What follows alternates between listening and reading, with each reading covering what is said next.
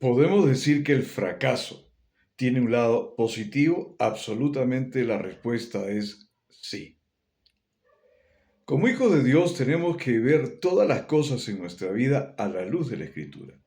La misma palabra de Dios dice en Proverbios 24:16 que son 7 veces que cae el justo y de todas ellas se va a levantar. Mas para el impío no va a ser así. Entonces tenemos que ver realmente cuando nosotros fallamos, fracasamos en algunos aspectos de nuestra vida, sea que, como dice acá, usando lo que la palabra de Dios dice en Proverbios 24:16, sea que nuestra caída haya sido por un error voluntario, sea porque esa caída haya sido por un error involuntario, sea que esa caída haya sido porque me empujaron y me caí, no importa, al final el resultado es el mismo. Y eso es lo que tenemos que observar. Pero una de las cosas que sucede es que nos topamos con mucha gente realmente en diferentes, en mi caso, yo que viajo, me topo con diferentes personas de toda, digamos, condición espiritual, vamos a decir, maduros, no maduros, muchos de ellos ministros, que han dejado el ministerio, han abandonado ciertas cosas de su vida por situaciones, por cosas que pudieron pasar. ¿No? Algunos tienen frases célebres como todo tiempo pasado fue mejor y comenzamos a ponernos medio filósofos realmente de aspectos que tienen que ver con la vida que está atrás de nosotros. Sin embargo, nosotros tenemos que ver que el Evangelio nos enseña a edificar y a construir hacia adelante. Algunas personas se sienten cómodas llamando a las fallas, a los errores, a las situaciones, a ciertas condiciones de nuestra vida, utilizando la palabra pecado. Está bien. Nosotros cuando yo hablo de fallas, errores, me estoy refiriendo a pecados que hubieran podido suceder en algún momento de nuestra vida. Entendiendo también a la poderosa diferencia que una cosa es la condición de pecado cuando nosotros estábamos separados de Dios por la misma realidad, pero ya estando en Cristo, como hijos de Dios, sin duda, si alguien me dice que no va a cometer errores, que no va a fallar, y que esos errores, esas fallas, ese pecado, no está de repente colisionando con la palabra de Dios, entonces, si alguien me dice que no va a cometer ningún pecado, ninguna falla, ningún error, bueno, yo sé que esa persona está mintiendo. Ahora, quiero decir una cosa es fallar, una cosa es cometer un error, una cosa es cometer un pecado, entendiendo que no existen categorías de pecados. Por ejemplo, si tú mientes, ya fallaste. O sea, no que es una mentira inocente, que es una mentira blanda, que es una mentira, no sé, que no hace daño a nadie. No sé, pero mentira es mentira, ¿no? Si alguien falló de repente en el tema de sus impuestos, si alguien o dijo, bueno, acá yo me hago, no sé, el vivo, o lo que tú quieras, porque cuando hablamos de pecado, hablamos solamente en una escala que básicamente está rayando con ciertos pecados gravísimos de índole moral, que por supuesto están establecidos en la palabra. Cuando hablamos de pecado, no solamente estamos hablando de adulterio, fornicación, homicidios, ese tipo de cosas. Estamos hablando de cosas como el orgullo. Estamos hablando, como lo he dicho, conforme a la mentira. Y la misma palabra de Dios dice que al que sabe hacer lo bueno y no lo hace, le es contado como pecado. Entonces, dejémonos, pongamos de lado esas cosas que son razonamientos humanos y las categorizaciones que existen y tanta bobada que a veces nosotros nos ponemos porque simplemente queremos maquillar o tapar, etcétera.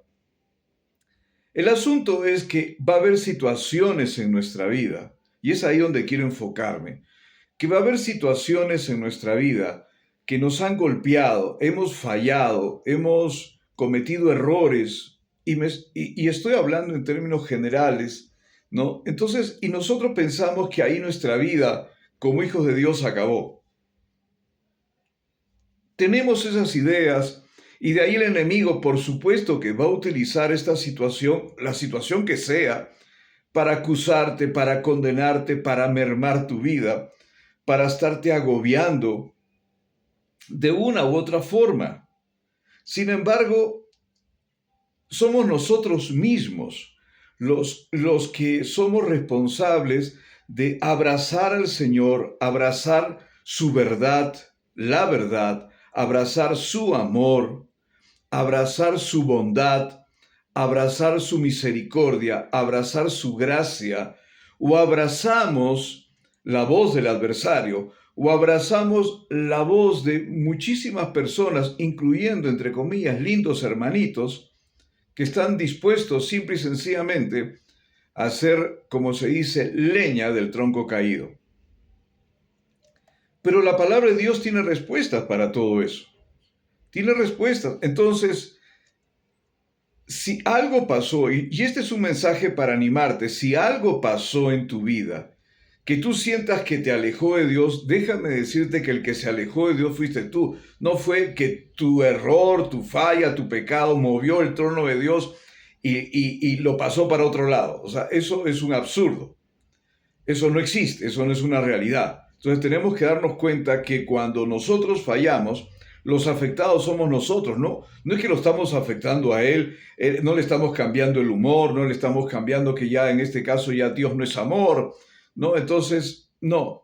Cuando hay un pecado, hay una falla, hay un error, algo que sucedió en nuestra vida, entonces tenemos que darnos cuenta que eso nos afecta a nosotros. Abre puertas que no deberían abrirse. Y eso nos afecta, sin duda alguna. Entonces, tenemos que prestar atención a todo esto, porque una cosa es fallar, pecar, cometer errores, y otra cosa es habitar en ellos, ¿no? Yo no voy a hacer de una falla, de un error, ¿no? En mi sano juicio, voy a hacer una práctica de vida, ¿no es cierto? No voy a hacerlo, pues, no voy a habitar en el error, porque eso ya es otro nivel, eso es muy grave. ¿De acuerdo? Entonces, porque lo que quiero decirte es que hay historias de restauración en la palabra de Dios, como la misma que sucedió con el rey David. Todos recordamos esta historia. El rey David cayó, falló, pecó, pero fue restaurado. Tanto es así que el Señor mismo dice que viene del trono de David. Conocemos casos como el hijo pródigo, una historia contada por nuestro mismo Señor Jesucristo, donde el hijo comete un tremendo error, una falla, podríamos decir, garrafal, y todos estamos siempre listos para decir a este hijo pródigo que por acá, por allá, y todo lo que tú quieras. Pero realmente lo que podemos ver en esta historia es el amor del Padre. Porque el énfasis no está necesariamente en el Hijo, sino en el amor del Padre. Tanto es así que cuando el Padre lo vio que estaba a lo lejos, fue el Padre que corrió. No fue el Hijo que corrió. Y el Hijo le dijo, papá, he pecado contra Dios y contra ti. Entonces, y el papá lo restauró, porque ustedes recuerdan, le cambió las vestiduras, le puso un anillo de autoridad y le cambió el calzado. Todo eso tiene su explicación y sería materia de otra enseñanza. Pero acá nosotros podemos ver la restauración de Dios. Entonces Dios no está en el negocio, por decirlo así, de condenarte y decirte ya fallaste, acá te quedas y vas a ver el resto. No, Él lo que está buscando es restaurarte, pero necesita que nosotros nos acerquemos a Él, nosotros lo abracemos a Él y no estamos abrazando el juicio y la condenación de todas las personas que te rodean. Porque de hecho que si algo pasa en tu vida, voluntario o involuntariamente, como yo digo, a veces llegó el misil que ni siquiera te esperabas y no sabes de dónde llegó, pero llegó y pasó algo en tu vida. Entonces tú tienes que reaccionar a eso. Pero ¿cómo reaccionas? Acercándote muchísimo más al Señor. Es lo que tienes que hacer. No te digo que no te va a doler, no digo que no va a fallar, que no vas a condolerte esa falla, que no vas a sentir, que no te va a dar ganas de llorar de repente, sí, pero no puedes quedarte ahí. No puedes habitar en el dolor, ¿no? Porque la misma palabra de Dios dice que estamos habitando en Cristo. Entonces, este es un mensaje para que tú puedas entender que Dios te ama y Él está buscando que tú seas restaurado. Ahora, voy a hablar de una persona que falló. Falló. ¿Cuántos saben? Y esta historia es una historia real, no me la he inventado. Y está en Mateo 26 y vamos a leer desde el versículo 69. Permítame que lo lea. Dice, Pedro estaba sentado afuera en el patio y una sirvienta se le acercó y dijo, tú también estabas con Jesús el Galileo. Pero él lo negó y delante de todos ellos diciendo, no sé de qué me hablas. O sea, mira, conmigo la cosa no es, ¿verdad? Cuando salió al portal, lo vio otra sirvienta y dijo a los que estaban allí, este estaba con Jesús Nazareno, este de acá, este. Y otra vez él lo negó con juramento todavía, juró. No sé por quién habrá jurado, pero juró, yo no sé nada de quién es este. No sé nada de Jesús, no sé de qué me hablas, ¿no? Y dice, yo no conozco a ese hombre.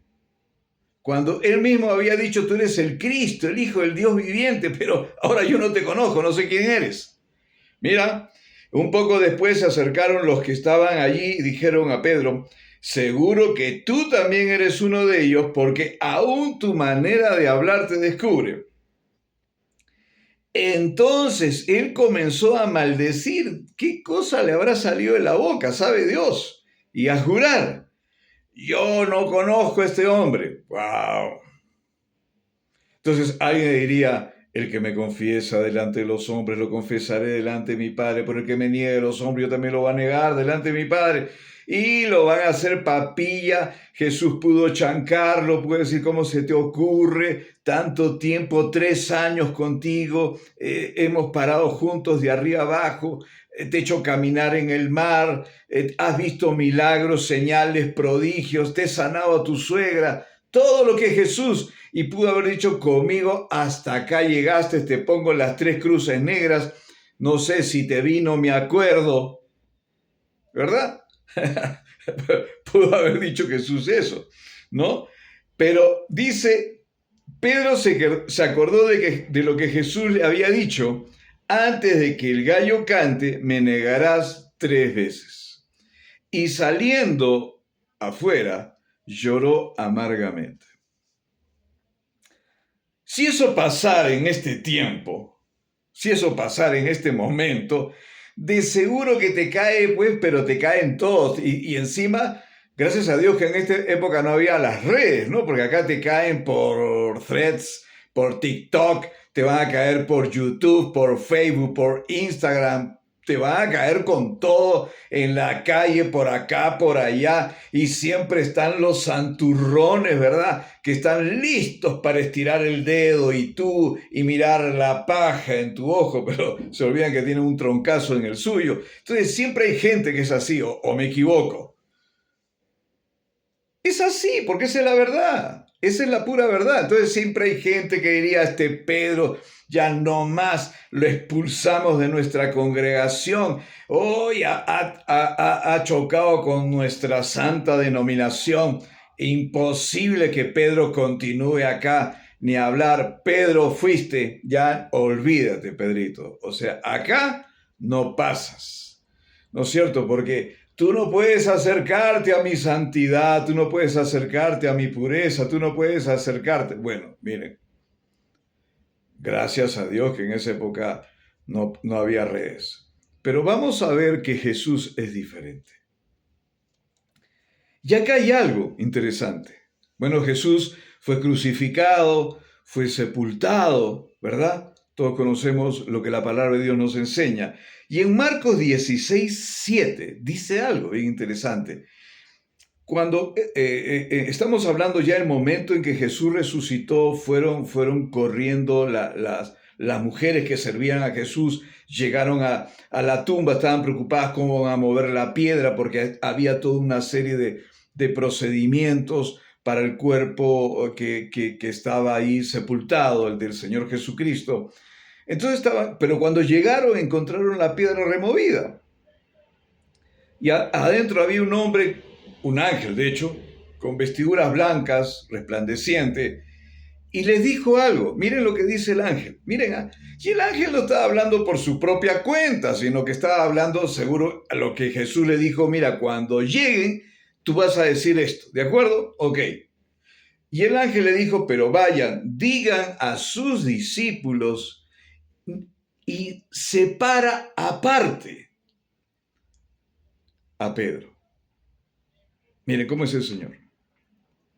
El Señor, si estando en la cruz, dijo, Padre, perdónalos porque no saben lo que hacen. Y sin duda Pedro sí sabía lo que estaba haciendo, pero Jesús no le puso las 3 cruces negras, falló. Sino que Jesús cuando dijo, tienen que dar la buena noticia que yo he resucitado, díganle a todos los discípulos, pero saca a alguien del saco de la palabra discípulos y dice, y a Pedro. ¿Qué significa esto? Jesús sabía, él no había tenido contacto desde el momento que lo negó hasta este momento, ¿de acuerdo? Entonces, puede que Pedro lo haya visto en la cruz, puede que hayan pasado una serie de cosas, pero Jesús no había tenido la oportunidad de volver a tener contacto con él hasta esta frase. Díganle a Pedro. No solamente Pedro es mi discípulo, también yo amo a Pedro. Yo amo a Pedro. Es mi amigo Pedro. Wow. Entonces, él da instrucciones y a veces nosotros pensamos de que si nosotros fallamos, hay un error, algo golpeó tu vida, te dañó de una forma u otra, ya tú estás eliminado. Pero gracias a Dios que más que eliminados, seguimos iluminados por la gloria de Dios en nosotros, porque no hay nada que nos pueda separar de su amor. Entonces tenemos que mirar las cosas a la luz de las escrituras. Yo siempre digo que hoy día el sistema religioso, como es simplemente una imitación y la gente abraza formas, liturgias, estilos, poses, pero es carente de fondo, es carente de contenido, es carente de amor mismo. Simplemente es una mala imitación, encima es una burda imitación de lo que realmente es el Evangelio. Entonces hay mucha gente que es religiosa, ¿no? Que para ellos andan en su magnífica santidad, que es una construcción de ellos mismos, porque son santos, porque, no sé, por la forma que hablan, o por la forma que se visten, o porque oran todo el día, ayunan y hacen esto. Entonces es una obra realmente, y su santidad está basada en ellos, no en lo que hizo Jesús por ellos. Entonces, esos son los primeros que se arañan, ¿no? Son los primeros que bajo el maquillaje de la sabiduría, el maquillaje, hay tanto maquillaje hoy en día, hay tanta cosa hoy en día que realmente lo único que hacen es no ser dignos representantes del amor de Dios. Y estamos hablando de aquellas personas. Estoy hablando de aquellas personas que no estoy digo que están habitando en el pecado, sino que algo pasó, sucedió en el tiempo, pero ya los rechazamos, ¿no? Aquella persona que sí tuvo el coraje de arrepentirse y entendiendo por arrepentimiento, en principio, un lado de la moneda de arrepentimiento, es reconocer, ser honesto con Dios y decir, sí, yo fallé, me equivoqué, esto pasó en mi vida, me afectó mi vida, afectó mi testimonio, afectó lo que tú quieras. Pero el otro lado de la moneda, del arrepentimiento, es la renovación de la mente, porque la palabra metanoeo, metanoia, como algunos también la mencionan, significa un cambio de disposición mental. Yo tengo que pensar diferente, tengo que pensar alineado a la palabra de Dios, ¿verdad? Entonces, hoy en día, habrían personas que en la Biblia ya estaría, pero, por ejemplo, no, yo siempre digo, la mujer que tenía el flujo de sangre y tocó el manto. Cuando una persona tenía una situación de ese tipo era considerada inmunda. Es más, no podía estar con la gente y menos tocar a Jesús, para que tengas una idea. O sea, tocar a Jesús en esa época, bajo la ley, era algo terrible. Sin embargo, esa mujer decía, si tan solamente tocare su manto, seré sana. Esa mujer tocó el manto, se abrió paso. O sea, entre comillas, la inmunda se abrió paso.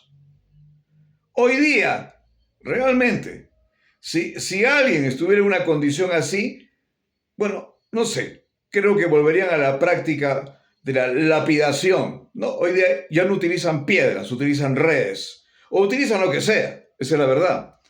Entonces, veamos este otro caso. No veamos solamente a Pedro, veamos lo que enseña Juan en el capítulo 8, verso 10 y 11. Dice, a la mujer encontrada en el acto de adulterio, le dijo, enderezándose, porque había gente que la quería apedrear, ¿verdad? Hoy, pues tú sabes que siempre va a haber gente que es, pero wow, son los que están listos con la piedra. Es más, llevan piedras en sus bolsillos, llevan piedras en sus mochilas, en sus maletines, llevan piedras en el saco, porque cualquier cosa que ellos necesitan, tienen lista la piedra y la puntería para lanzarla a cualquiera. Entonces Jesús le dijo, enderezándose Jesús le dijo, mujer, porque estaba Jesús agachado, recuerdan, escribiendo, haciendo algo, escribiendo en la tierra. ¿Dónde están ellos? Dice, ¿ninguno te ha condenado, mujer? Y ella le dijo, ninguno, Señor. Ahora, imagínate lo embarazoso para esta mujer, probablemente con una sábana en medio de la calle, delante de Jesús, que era considerado un maestro. Qué incómoda la situación. Pero vemos a Jesús realmente no escandalizado, sino listo para dar una palabra certera. Y le dice a la mujer, ninguno, Señor, le había dicho ella. Entonces Jesús le dijo, yo tampoco te condeno. Pero acá le dice, vete y desde ahora no peques más. Totalmente de acuerdo, totalmente sabio, ¿verdad? Ok, pasó algo, pero no te quedes en eso que pasó. Si nadie te está condenando, porque, bueno, porque Jesús le dijo, el que esté libre de pecado lance la primera piedra. ¿No? Y eso creo que deberíamos pensar, me incluyo, todos si queremos chancar a alguien, ¿no? O sea, debería estar pensando primero una revisión, un escaneo de la viga que puede estar en nuestros ojos antes de hablar de la astilla del otro. Y creo que esas son las cosas que nos definen al fin y al cabo, y son las cosas importantes que nosotros tenemos que sin duda considerar. Entonces, Jesús le dice, vete y ya no peques más. Ahora, muchas veces cuando hay enseñanzas de este tipo, se puede malinterpretar y decir, bueno, ok, si Jesús es tan bueno, entonces voy a pecar. Pero escúchame, acuérdate que cuando hablamos de Jesús, Él es verdad, Él es gracia, la verdad encarnada, la gracia encarnada. Pero también es la santidad encarnada, la justicia encarnada. Entonces, yo no puedo a quien me amó primero y me sigue amando, hoy día, yo corresponderle con algo que afecta realmente, no mi comunión, mi relación con Él. O sea, no tiene sentido. La misma palabra de Dios dice en Romanos 6, 1 y 2, dice, ¿qué pues diremos? ¿Permaneceremos en el pecado para que abunde la gracia? O sea, no tiene sentido, ¿no? De ninguna manera, porque los que hemos muerto al pecado, ¿cómo viviremos todavía en él? O sea, no hay forma. Hay episodios que han podido pasar, pero escúchame, en Jesucristo hay perdón. En Jesucristo hay restauración. En Jesucristo hay un nuevo tiempo, un nuevo comienzo para tu vida. Quiero decirte eso. No te quedes oyendo las voces del adversario que pueden venir a través de las voces de otras personas, que lo único que están haciendo es validarse ellos mismos a través de tu falla. Yo soy mejor porque no fallé, pero tú fallaste. Ese no es Jesús. Él, cuando se volvió a topar con Pedro, no le dijo: Pedro, te pasaste, oye, qué indignante lo que has hecho ese día. La verdad que Pedro, olvídate, ¿no? Vas a seguir en mi equipo, vas a seguir en mi team, pero hasta ahí nomás. No, Jesús no hizo eso, ¿verdad? ¿Cuántos saben que eso no se encontró en ningún versículo que Jesús le haya dicho a Pedro: en verdad, esta me las pagas? O sea, no hay nada de eso. O sea, ¿por qué tenemos que pensar así? Entonces, la voluntad de Dios es que todos podamos ser restaurados. La voluntad de Dios es que si algo pasó, no te quedes ahí, porque bueno, vinieron varios sepultureros, varios enterradores y comenzaron a chancar. Recuerda, Jesús quiere que tú seas restaurado. Y la palabra restauración significa ponerte en tu posición o en tu condición original cuando no pasaba nada. El restaurarte, ponerte nuevamente en el punto de partida. Y eso tenemos que nosotros tenerlo de esa forma, no ponerte, alinearte nuevamente, repararte. ¿Ok? Entonces, y tú tienes que entender que la vida de Dios está en ti, que tú eres un hijo amado, que tú sigues sentado en lugares celestiales juntamente con Cristo, ¿no es cierto? Que tú sigues teniendo autoridad, que tú sigues siendo parte del cuerpo de Cristo. Y desde ahí tiene que comenzar a funcionar. Recuerda, estoy hablando de las personas que tuvieron algo en su vida, una falla, un error, un episodio, lo que tú quieras. ¿De acuerdo? Pero ya no están ahí, no están habitando en el error, están habitando en la falla, están habitando en el error. No estamos hablando de eso. Ya, no estoy hablando de eso. Lo que estoy hablando es que no caigamos en lo que el sistema religioso opera por descarte, ¿no? O sea, tú ya fallaste, chao, no sirves. O sea, no. Eso sabe que en el fondo es orgullo. Ahora, cerrando ya, lo que quiero también decirte es que el trono de Dios sigue siendo firme, el trono de Dios sigue siendo estable, el trono de Dios sigue siendo un trono de amor, ¿verdad? Un trono de restauración. Sigue siendo, cuando es un trono, dices el trono de la gracia, es el trono que extiende el rey del trono, su brazo, y corre hacia ti como al hijo pródigo, como el padre del hijo pródigo, para restaurarte, para volver a darte una ropa nueva, un anillo, un calzado nuevo. Y como ese papá, ¿no? Mató lo mejor que tenía en el rancho, en casa, para celebrar a su hijo que había vuelto. Ese es el corazón de Dios. Y ese es el corazón que tú tienes que abrazar. Ese es el corazón que tú tienes que mirar.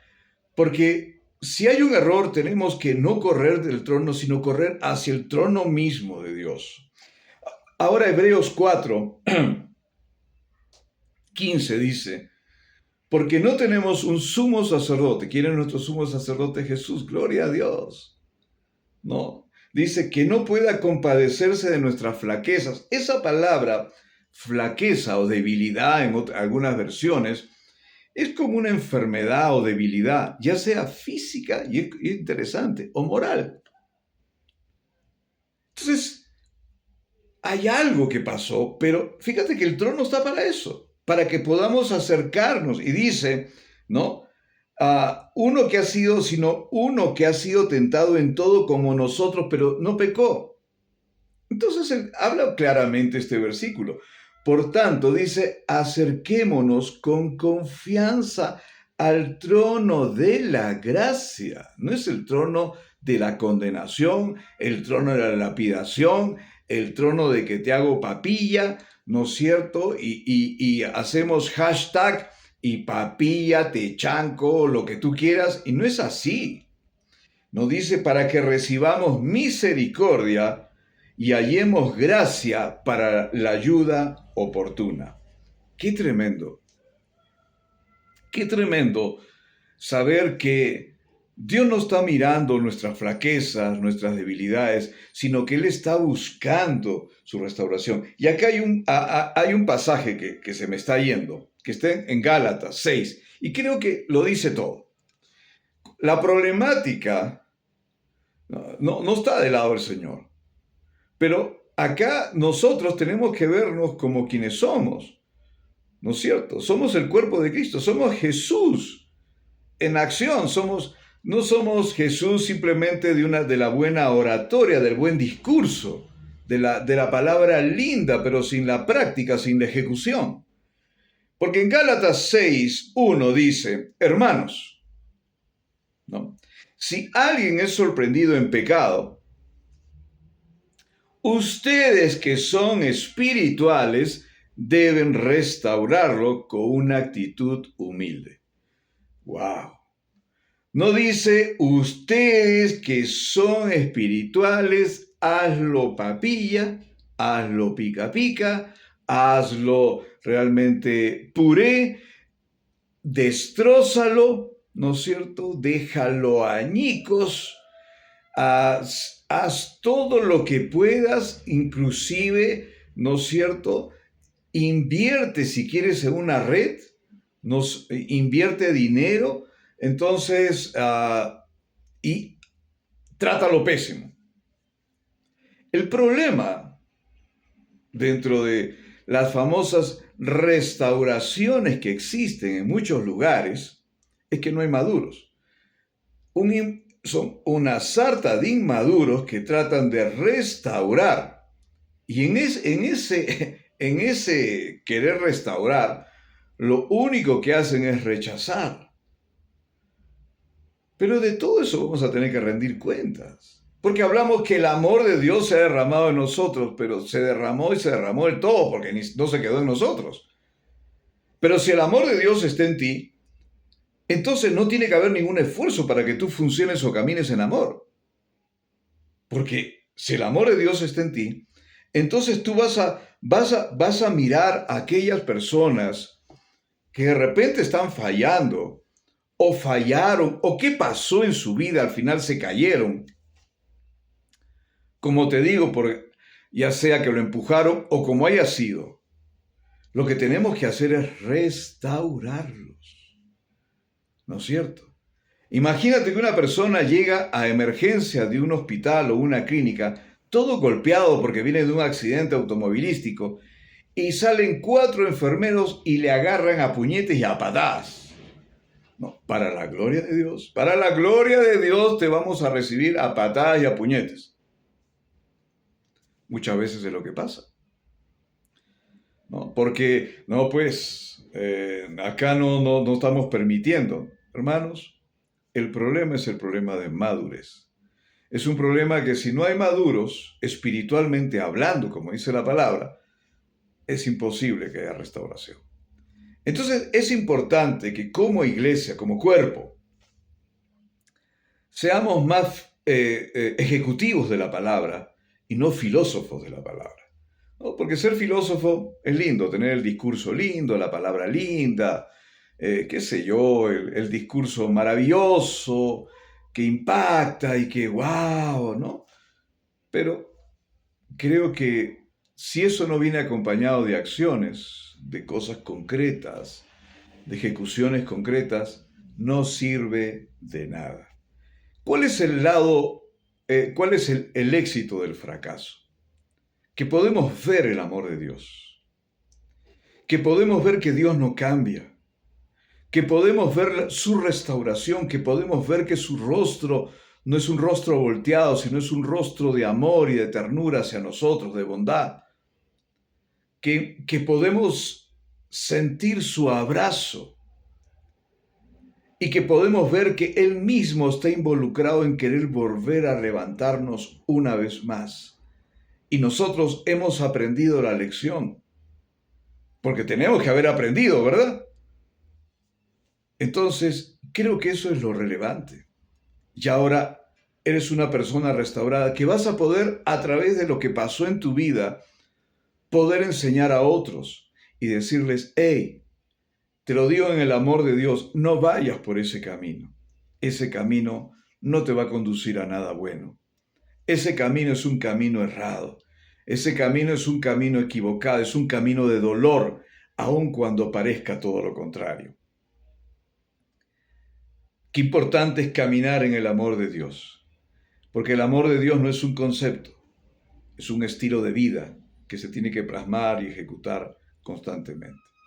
Me quedo ahí. Gracias por tu tiempo invertido, que esta enseñanza sea de bendición y edificación para tu vida. Recuerda que Dios es bueno y Jesús es el Señor.